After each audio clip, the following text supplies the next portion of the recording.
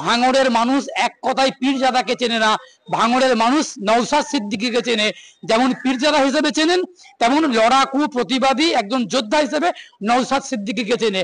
এখন তৃণমূল কংগ্রেস ছলে বলে কৌশলে নওশাদ সিদ্দিকীকে হারাবে বলে আবার তোহা সিদ্দিকীর মাথায় লাঠি মেরে সরিয়ে দিয়ে এখন কাসেম সিদ্দিকীকে নিয়ে ঘুরে বেড়াচ্ছে। যেই কাসেম সিদ্দিকী কয়েক বছর আগে মমতা বন্দ্যোপাধ্যায়কে কদর্য ভাষায় আক্রমণ করেছিলেন, খুব অশালীন ভাষায় আক্রমণ করেছিলেন, সেই কাসেম সিদ্দিকী আজকে দল আমাকে যেভাবে দায়িত্ব দেবেন আমি সেভাবে করব। আগামী দিনে কি বিধানসভা ভোট বা লোকসভা ভোটে সেটা দল সিদ্ধান্ত নেবেন। এই যে পুলিশের সহায়তায়, পুলিশগুলো শুধু বেশি দিন না, 3 ঘন্টার জন্য পুলিশ সরে যাক তৃণমূলের পাশ থেকে। আইএসএফ বলুন, বিজেপি বলুন বা বিরোধী দল যে বলুন, সব দলকে এক হতে পারে না, শুধু আইএসএফ একা দাঁড়িয়ে যাবে তৃণমূলের ওই যে বলছেন ব্লক সভাপতি, পঞ্চায়েতের প্রধান, হ্যাঁ পঞ্চায়েতের মেম্বার, পঞ্চায়েত প্রধানের ভাসু, বাচ্চাও সাধু বাবা বলে গর্ত খুঁজে কবরে ঢুকতে হবে। কারণ জ্যান্ত অবস্থায় কবরে ঢুকতে হবে, কারণ বল পুলিশের বল।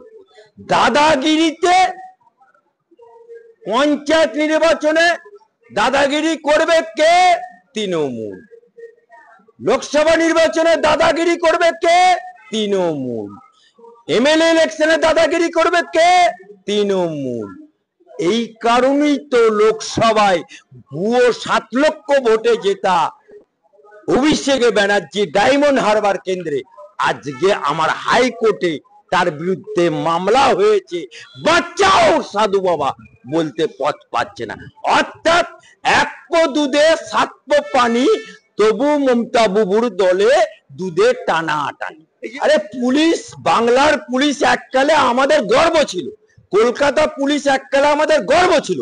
সেই পুলিশকে লাউ গাছ বানিয়ে দিয়েছে, সেই পুলিশকে হেলে সাপ বানিয়ে দিয়েছে, সেই পুলিশকে ধ্বজভঙ্গ বানিয়ে দিয়েছে। আজকালকার পুলিশগুলো আজকে কলকাতার বুকে তৃণমূলের হুলিগান ঢুকলে পুলিশ খাতা দিয়ে মাথা ঢাকে। অর্থাৎ শাহজাহান কে যখন ইডি সিবিআই ধরতে গেল, ইডি সিবিআই গায়ে হাত দিল, পুলিশ কেস করলো না। আপনি আনিস খানকে মেরে খুন করে গায়েব করে দিল, পুলিশই গায়েব করে দিল তৃণমূলের কথায়, আজও বিচার পেল না। আজকে যে বাংলার বুকে মানে পুলিশ কি ওই ম্যাচের যে আম্পায়ার বা রেফারি থাকে, যেমন ওই গট আপ করে নিয়ে জেতা বলে, ঠিক পুলিশদের কি সেইভাবে? পুলিশ এখন ব্লক প্রেসিডেন্ট, পুলিশ এখন পঞ্চায়েতের প্রধানের বাপ, পুলিশ এখন তৃণমূলের আজ্ঞা হুজুর, পুলিশ এখন তৃণমূলের আব্বা হুজুর, পুলিশ এখন তৃণমূলের আজ্ঞাবহ, পুলিশ এখন তৃণমূলের তল্পি বাহক। এই কারণেই পুলিশের বিরুদ্ধে আমি মামলা করেছি। সাগরদিঘি থানার ওসি আজকে সাসপেন্ড হয়ে বসে আছে। আজকে পুলিশগুলো একমাত্র হাইকোর্টকেই ভয় করে, বাকি কোর্ট আর ভোট যাই বলুন তাই রাষ্ট্রপতি শাসন ছাড়া কোনো ভোট করলে সেখানে পুলিশকে দিয়ে ওরা হামলা করে জিতে। এ তো হোনাই থা। মা যদি খারাপ হয়, মায়ের চরিত্র যদি খারাপ হয়, মা যদি 14টা লোকের পাশে শোয়, তা বাচ্চা কেমন হবে? হরেক মাল পাস শিখে তো, হরেক মাল পাস শিখে তো। তৃণমূলেও তো হরেক মাল পাস শিখে, হাম কি সে কম নেই। একটা মাদ্রাসা, যে মাদ্রাসা ইসলামিক শিক্ষা হবে, যে মাদ্রাসায় আধুনিক শিক্ষা হবে, যে মাদ্রাসা থেকে আলেম ওলেমা বেরোবে, সেখানেও তৃণমূলের দাদাগিরি। আর এই ইলেকশনে জিতলে অভিভাবক সমিতি, মাদ্রাসায় ইলেকশন কেন হয়? অভিভাবকরাই ভোট দেয়, গার্জিয়ানরা ভোট দেয়, ছাত্রছাত্রীদের গার্জিয়ানরা ভোট দেয়। এখানে কোনো চিহ্ন থাকে না, এটা বিনা সিম্বলে ভোট হয়। সেখানেও হারছে দেখলে করে ছুটে চলে তৃণমূল। অর্থাৎ भी बहुत ये हम अहम मुद्दे पे बात कर रहे हैं, चर्चा कर रहे हैं। तो सबसे पहले मैं शुक्रिया अदा कर रही हूँ जो कन्वेनर्स हैं यहाँ के, सेव इंडिया सेव कॉन्स्टिट्यूशन के, प्रसन्नजीत दा, उमर अवैस साहब, कलोल मजुमदार दा, विश्वजीत मैती, इमरान रमीज़, और यहाँ पे मंच पे बैठे जो ख़ास खसूसी मेहमान हैं, मिस्टर सिद्धार्थ वरदराजन, मिस्टर दीपांकर भट्टाचार्य, कन्हैया कुमार जो अभी आ रहे हैं, मिस्टर मोहम्मद सलीम, मिस्टर नौशाद सिद्दीकी, स्वपन कुमार विश्वास, शुभांकर सरकार और कॉमरेड मोहम्मद सलीम, सबसे पहले बहुत बहुत शुक्रिया। अभी आप लोग थोड़ा शांत हो जाएं, ये बहुत एक अहम टॉपिक है। सबसे बड़ी बात है कि भारत जो एक समय में एक विश्व में सबसे बड़ा देश का लोकतंत्र। আচ্ছা, একটু সকলকে একটু হাত জোড় করে আমরা অনুরোধ করছি, একটু এটা প্রোগ্রামটাকে চালাতে দিন সুষ্ঠুভাবে, একটু আমাদের সাথে সহযোগিতা করুন। হাত জোড় করে অনুরোধ করছি, হাত জোড় করে অনুরোধ করছি।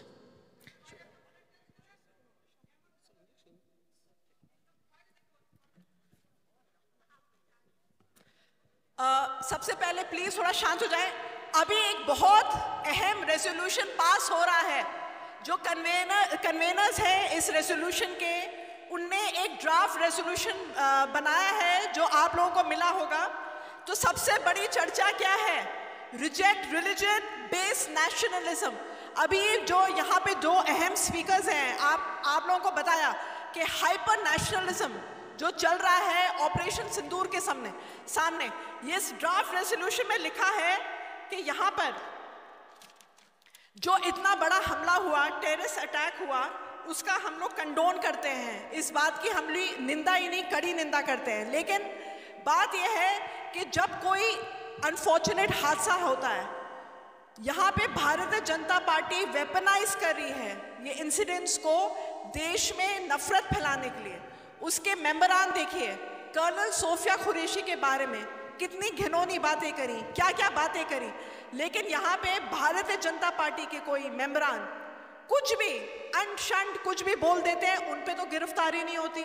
लेकिन गिरफ्तारी किस पे हो रही है? जो यहाँ पर प्रोफेसर साहब हिस्टोरियन, जो विश्व नामी यूनिवर्सिटी है अशोका यूनिवर्सिटी, सुबह सुबह पुलिस जाती है, प्रोफेसर साहब न्यूज़पेपर पढ़ रहे हैं, चाय पी रहे हैं, पुलिस ऐसे आ रही है जैसे कि कोई टेररिस्ट को पकड़ रही है, टेररिस्ट को घसीट के लिया जाता है। उस तरह से प्रोफेसर महमूदाबाद को इतना बेरहमी से अरेस्ट किया गया। लेकिन ये सिर्फ मुद्दा नहीं है, क्योंकि अभी हमारा देश एक बहुत बड़ी चुनौती आगे सामने फेस करी है कि हम लोग लोकतंत्र रहेंगे या जल्द से जल्द हम लोग एक फेसिस्ट जो है एक रिजीम बनना चाह रहे हैं। तो सबसे पहली अहम बात है कि जितना भी रिलीजियस जो यहाँ पे एक्रिमनी चल रही है, पोलराइजेशन चल रहा है, सबसे पहले इन पोलराइजेशन को आप नकारिए। आपसे दरखास्त है, पहले तो गवर्नमेंट भारतीय जनता पार्टी क्या कर रही थी, लव जिहाद बिल पास करेंगे, इंटर कम्युनिटी मैरिज नहीं हो सकेगी, ठीक है। जो भी यहाँ पे कोई फ्रेंडशिप चल रहा है बॉय गर्ल में, आप उत्तर प्रदेश में देखिए, उसके बहाने युवकों को हैरेसमेंट की जा रही थी। तो ये सिर्फ एक्सक्यूज है, ये कुछ इंसिडेंट्स हैं। लेकिन हम लोग को समझना पड़ेगा कि हमारे जो संविधान में सबसे अहम प्रियम्बल में क्या चीज लिखी हुई है, we the people of India give to ourselves this constitution. मतलब हम भारत के लोग, हम अपने आप को ये संविधान प्रदान करते हैं, ये संविधान देते हैं। That means we the people of India give to ourselves this constitution. शब्द ये नहीं बोला कि कोई ये हिंदू लोग